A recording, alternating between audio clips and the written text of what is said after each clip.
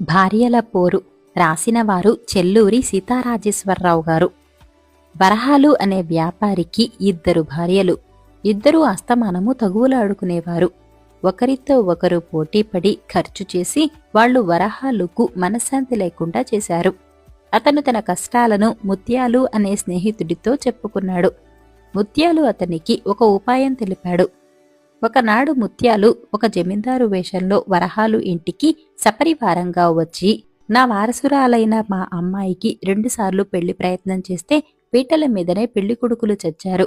ఇద్దరు భార్యలు గలవాడికి పిల్లనిస్తే అది సుమంగళిగా ఉంటుందని జ్యోతిష్కులు చెబుతున్నారు. అందుకని మా అమ్మాయిని మీరు చేసుకోవాలి అని వరహాలును కోరాడు. ఏ సంగతి తర్వాత కబురు చేస్తానని వరహాలు ముత్యాలును పంపేశాడు.